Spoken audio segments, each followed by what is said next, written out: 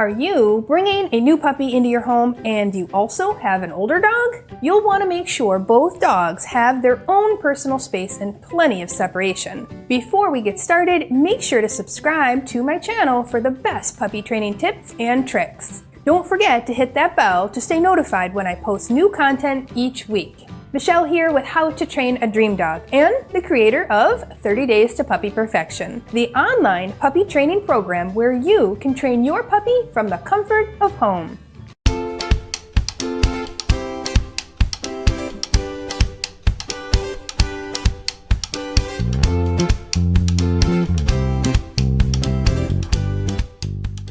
I get asked pretty frequently, Michelle, I'm bringing home a new puppy and I have an older dog. How do I introduce them and make it a smooth transition for everyone? Sometimes I even hear, help! My older dog or dogs are growling at the new puppy and they don't seem very happy. First and foremost, we never want to leave a new puppy and an older dog alone unsupervised. Not that you would leave your puppy unsupervised anyway, right? Most well-socialized older dogs will give what's called a puppy pass to other pups under 6 months. This means that the older dog will allow the younger dog to play, sometimes a little rough, and the older dog will gently correct them. This is good and appropriate. Now, the older dog may even let the puppy bite and tug and pull on them without giving so much as a blink of an eye towards them. Usually around the 6-month mark, give or take, the older dog revokes the puppy pass and may start to limit that kind of behavior from the pup. This means the older dog might get a little more snarky or barky or growly towards the puppy. Again, we do monitor play between the two at all times to make sure there are no incidents or fights, but we want to allow our older pup to communicate. Never scold your older dog for any interaction with the puppy.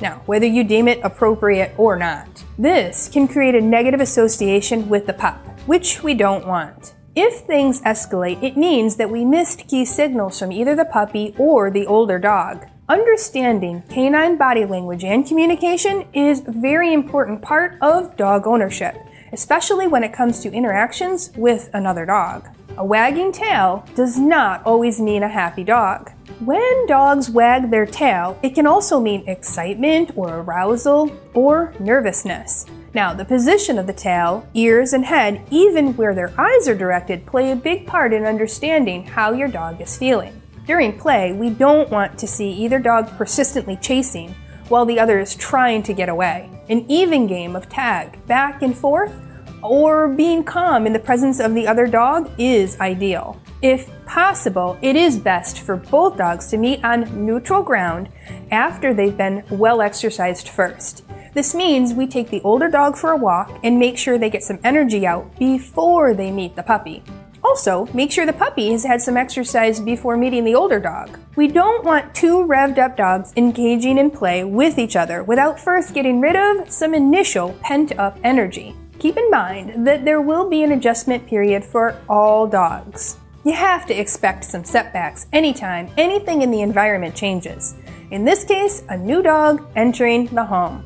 This means your older dog may revert back to some puppy behaviors, like having accidents in the house. We may need to go back to the basics of training with the older dog while you work on the foundation skills and basics with your new puppy.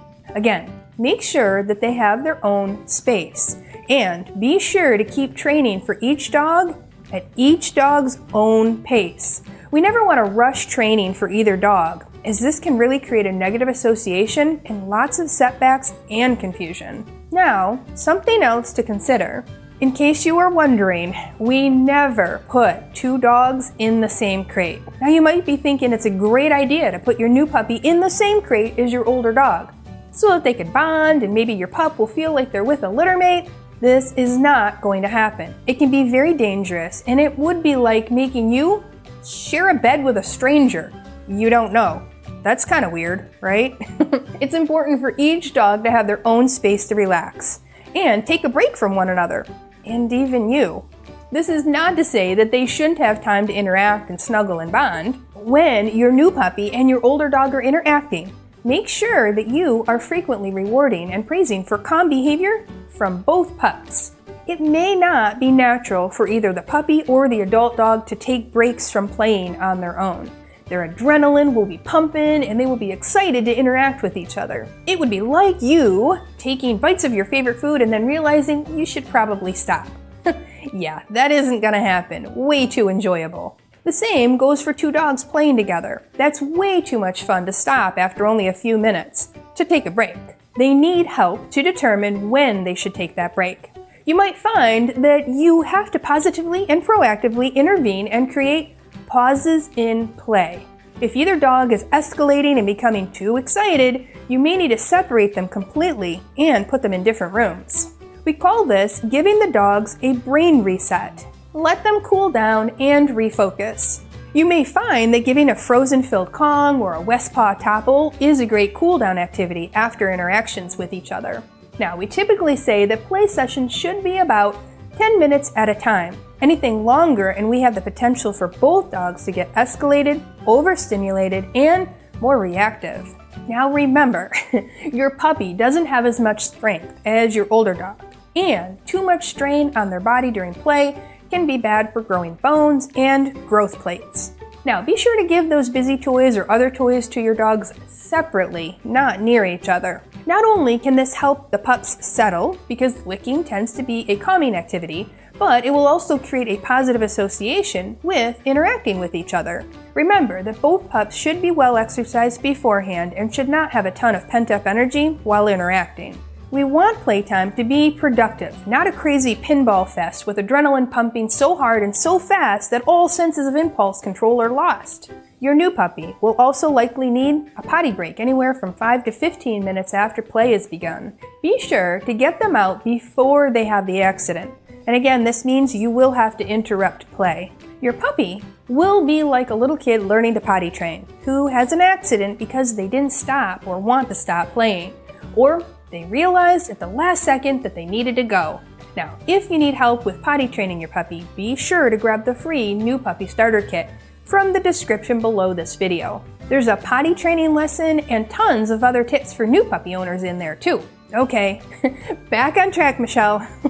Eventually, as both pups get used to each other, interactions won't have to be so structured or spaced out. On top of actual interactions with one another, you will want to set up training sessions with the sole focus of positive exposure from a distance. I do demonstrate how to do this effectively in this video here, all about introducing a puppy to cats. Now, I want you to watch this video even if you don't have a cat, because the same techniques can be applied to your puppy and older dog in the presence of each other. Being a dog parent, you probably already know how important impulse control training is. This means teaching our dogs how to think before they react to something they see or something that they want. You will be working on impulse control with your puppy over the next coming weeks and months. Now, incorporating these training games around your older pup will be helpful in teaching the puppy how to be calm around other dogs and vice versa. We have several impulse control training games inside 30 Days to Puppy Perfection.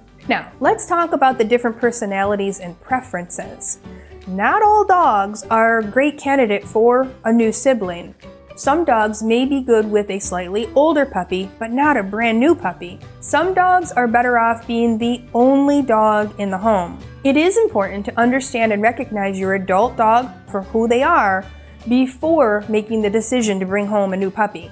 Now, I am not saying that things have to be absolutely perfect and there's going to be no friction during this transition.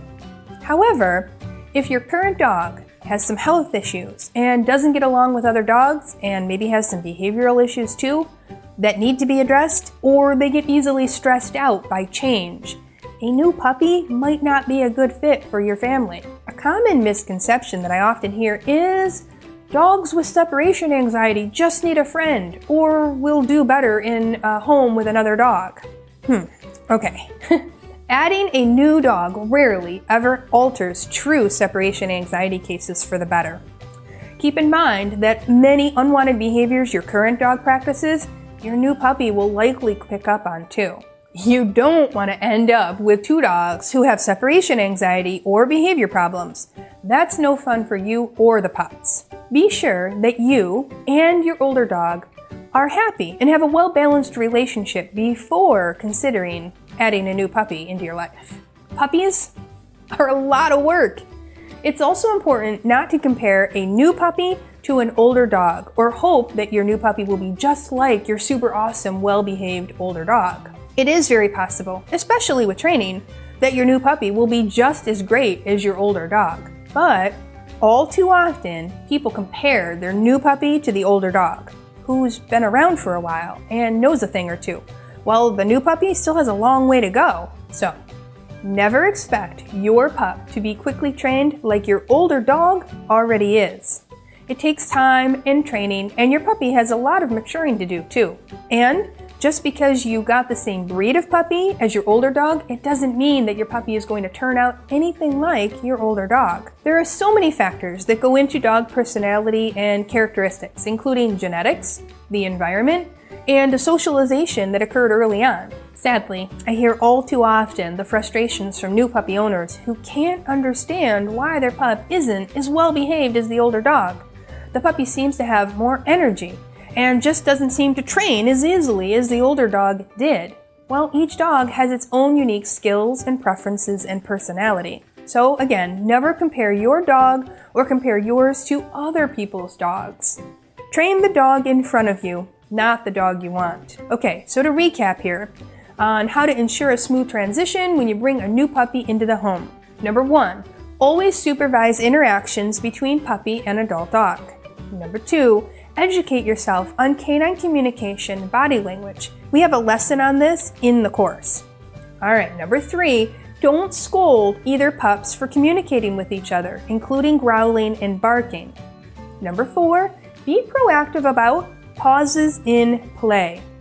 Alright, number 5, have separate spaces like crates in different rooms for each puppy or older dog. Number 6, separate the dogs and give enrichment toys to each pup after play sessions or interactions. Number 7, set up exposure training sessions that don't include playtime. Number 8, work on that impulse control with both dogs. Now, before I share my last tip, be sure to hit that subscribe button so you never miss another lesson like this one. Okay, the final last tip. Be sure that your adult dog is a good fit for your new puppy.